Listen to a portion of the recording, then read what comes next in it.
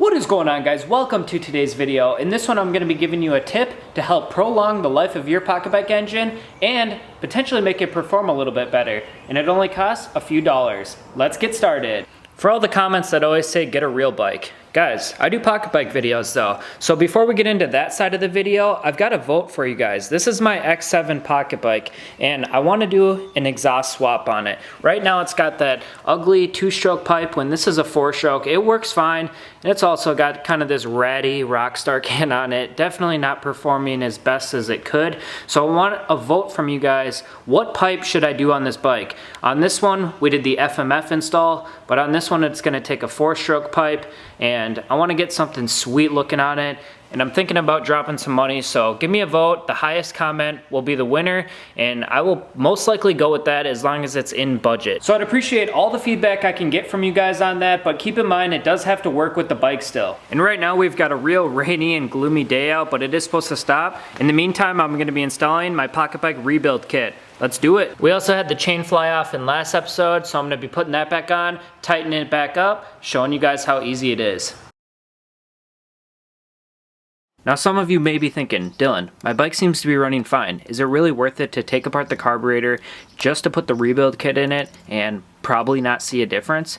In the past, I would probably agree with you, but now I'm all for it, and I highly recommend it because this will guarantee more life out of your engine. And not to mention, this is going to give you a chance to open up your carburetor, learn about it, and do something good for it. My rebuild kit only went for about 10 bucks, and even that's high because mine's a Tolson $50 plus carburetor. Yours will probably be only a few bucks because most of the pocket bike engines are 47cc, 49cc, and it'll be a lot simpler for you to do than what I'm working with here. Now that I have this side of the Tolson carburetor opened up, we can start rebuilding it. This is where the fuel comes in, guys. So first, let's see why we're doing this rebuild. Go ahead and peel this back right here.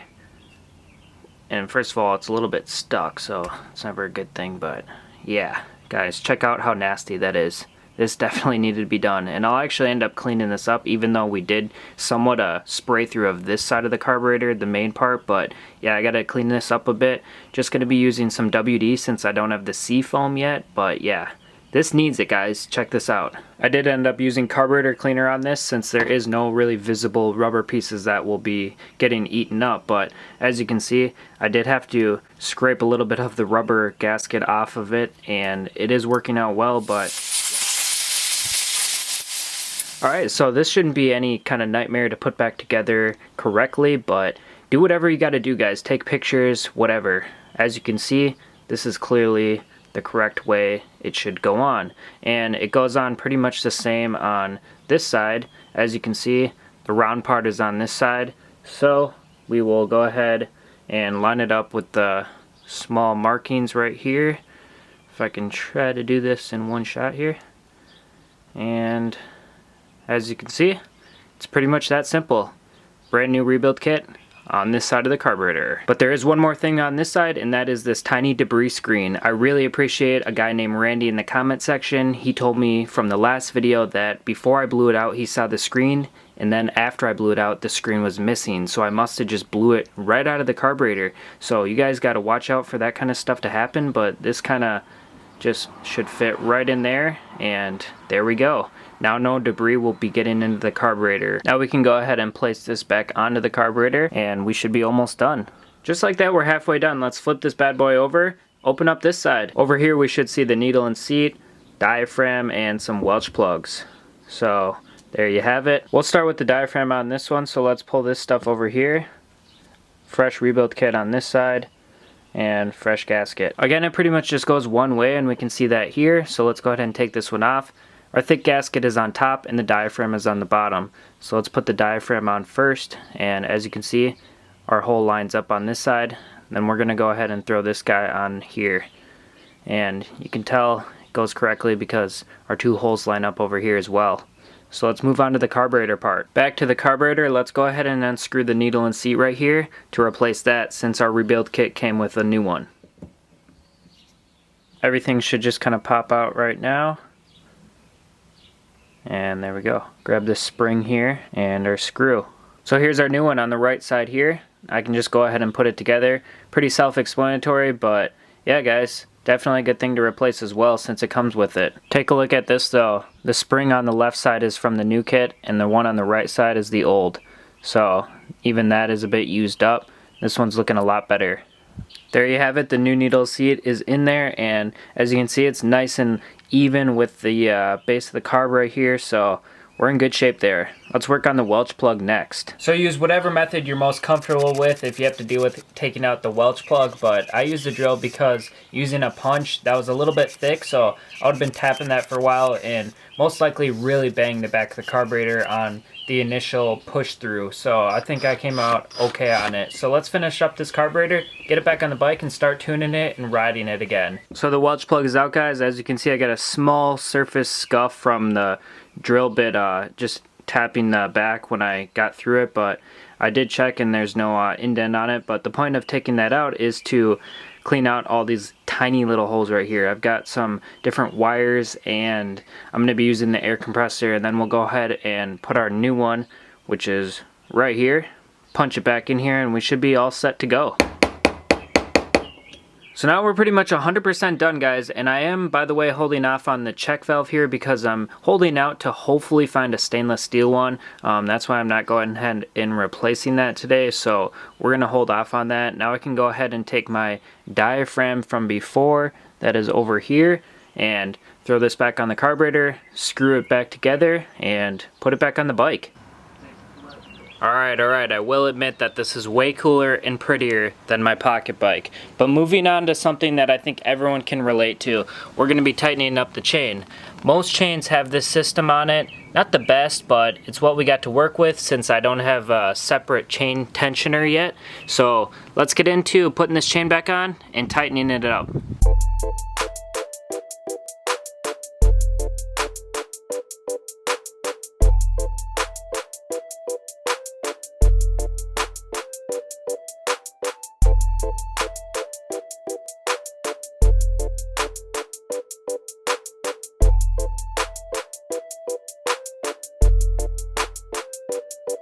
Basically the idea here is to get this propped up even like so. Hope everyone likes my homemade setup here. Drilled a hole in the cardboard, kickstand goes right in there, then underneath I've got another one, and then an extra cardboard under the fairing there so I don't crush my fairing. And this is going to come in handy later on too.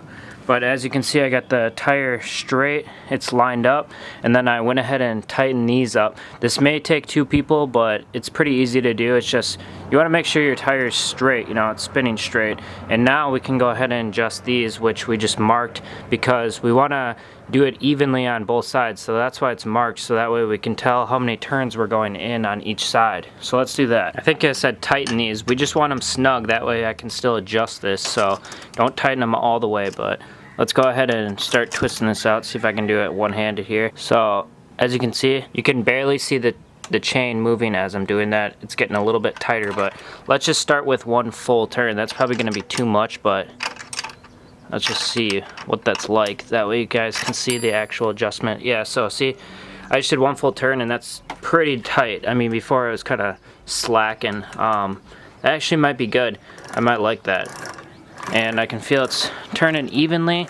And I didn't mention this, but we got some damage from that chain flying off on this sprocket here. One of the teeth were split and I had to bend it back in, so hopefully that's okay. But I'm going to be putting some chain lube on this bad boy too, so we should be all set, and that actually feels pretty good. Now I'm just going to make sure this side, because it's loose as you can see, I'm just going to make sure this side is good to go. Alright guys, so I think I like that a lot and we're going to go with it. I'm going to go ahead and tighten these back up, but again, it's very important to have this even. You might be able to get away with someone just holding the bike up if you don't have a stand set up like this, but I mean, it's important. You got to have the tire straight and make sure these are even too, because it can be a little bit difficult to see, but just go off of the threads. If anything, you can see how many threads are out. Like if this is way out and you can see a bunch more threads than on this side, then you can clearly see you got a problem. But yeah guys, that's pretty much it for tightening up the chain, keeping it snug, and you definitely want to keep on this, which I did not do. I don't recommend that because it flew off. Let's move on. Forgot the most important thing when you're done messing with your chain, always lube it up, because that is very important to keep it running correctly. So I think we're all set to put the body back on the bike, and we're going to be doing some tuning before we do the runs, and I'm going to be using these cardboard blocks set up to make it happen, and hopefully we can get the right tune down, get a new high speed. And I did just readjust my boost bottle to be closer to the engine, a lot closer for that matter. I didn't try this because, I mean, look at it, it just doesn't look like it would fit with the fairing, but it fits fine. And I know some of you mentioned this.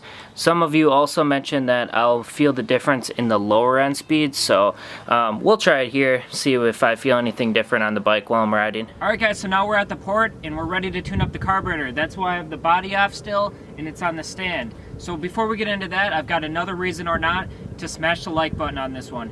Do you guys want to see me buy a 49cc pocket bike engine and completely rebuild it? I'm talking do all the performance mods, bore it out, everything we can think of, because I realize that a lot of you probably have that carburetor or the 47cc to start off with anyways, and I get it. This is probably an unrelatable engine to go off of when I'm doing all these videos on it. So what do you guys think? I've been pondering this one for a little bit and I need your guys' feedback if you want to see this happen. By the way, that would also mean it would go in a brand new bike. So let me know your guys' thoughts by liking the video, commenting, and let's get into tuning up this carburetor right now.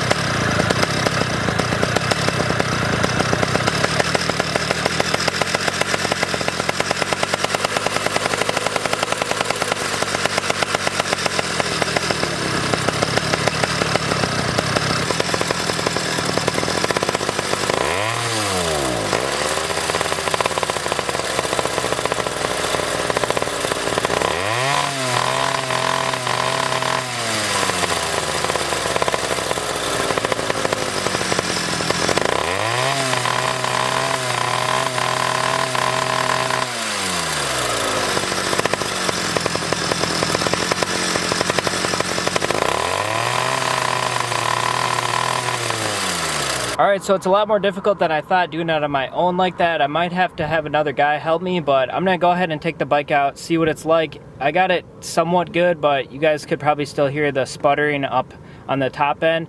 The screwdriver kept vibrating out. I should have gotten a shorter one and more wider one, but yeah, you guys probably saw that burnout happening. I did not even see that. I thought the exhaust pipe was just smoking a bit, but yeah, my bad.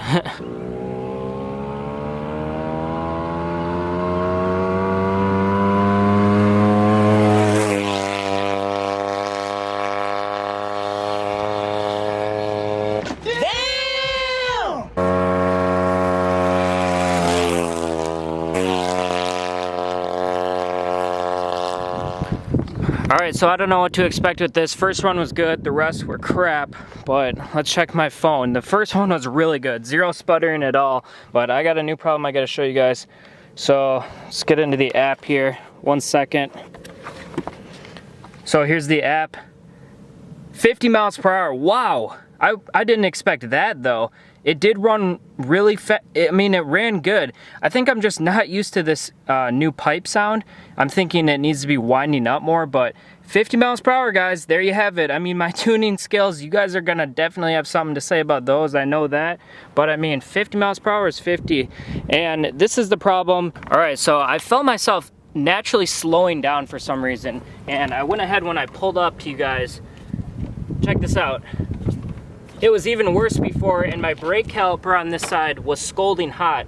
It's not hot anymore, but this needs to definitely be adjusted or, I mean, really loosened up. For some reason, I got into a weird area where my tires just, it doesn't want to freely spin. I can feel that on those runs past the first one. I don't know why it just all of a sudden started happening. I did adjust this maybe 2 videos ago or so now, but yeah guys, a little bit weird, I'll say that for sure. So it's hard to express how happy I am about seeing that 50 miles per hour number. I mean, that's huge in the pocket bike world to me, because I've been working on this bike for weeks with you guys, and you guys have been giving me so much good advice on it, and you'll probably have something to say about that tuning process. I mean, that was pretty miserable looking, to say the least, but I did get that 50 miles per hour number, so I'm happy with that. I have to fix that front brake now in order to continue. I don't have the tools with me. Let me show you, since you guys roasted me last time for the chain. All I have is my Allen head that's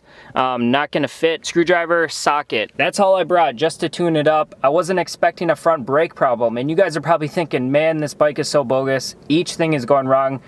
Each video, pretty much. I mean, the chain and now the brake, whatever that issue even is. But hope you guys enjoyed this episode and give me more advice. I'd love to hear from you guys. Let me know about that 49cc engine idea. I'm sure you guys want to see that. Smash the like button. And again, thank you for watching, and I'll see you next time. Peace.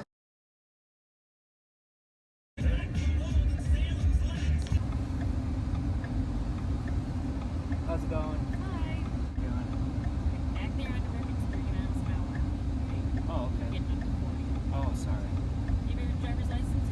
Yep.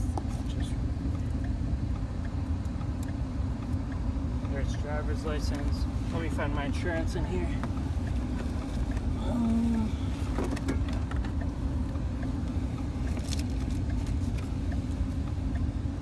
think that's my insurance, right? It's expired.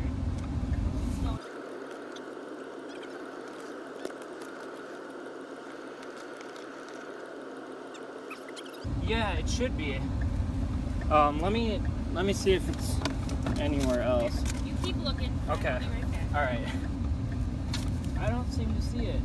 It's so weird. I guess I don't have the paper for it, but yeah, I don't know why. My parents always give me the new one, and I don't know where it is. Well, when you get home or wherever, find Yeah. the new one. Yeah. Maybe you have to go online and print it out or take a picture of it or something. Okay. Right? You need to have that in here. For sure. Yeah, it's weird that I don't, but maybe this was a blessing in disguise. I don't know. Okay. So. Watch your speed. All right, thank you. Thanks.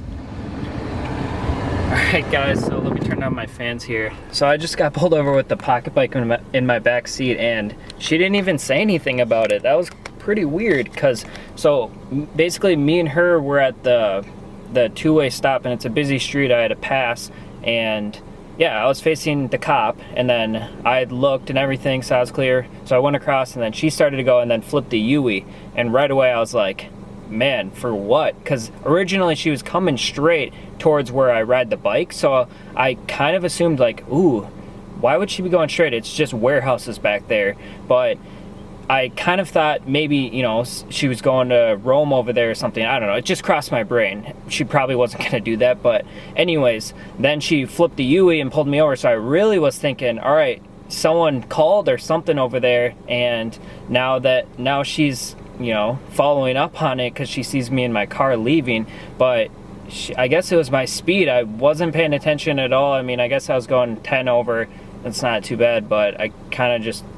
I'm super close to home there, so I'm not really watching my speed too much. I just wrapped up the video with you guys, but yeah, she didn't even say anything about the bike back there, so I don't know. And it was just so embarrassing. Every insurance card I'd pull out was just more and more expired. So I swear, guys, I do have insurance. She probably looked it up there and saw that too, but yeah, guys, pretty funny thing. I'm kind of mad now that she didn't mention the bike at all, because that would have been good footage. I apologize about the vertical view. That was on my phone. I quickly got it going while she was pulling me over there. But yeah, probably, you know, that's something funny though. Usually I would never get pulled over with the bike in the back like that. But yeah, hope you guys enjoyed that extra little bonus clip there, and thanks for watching again.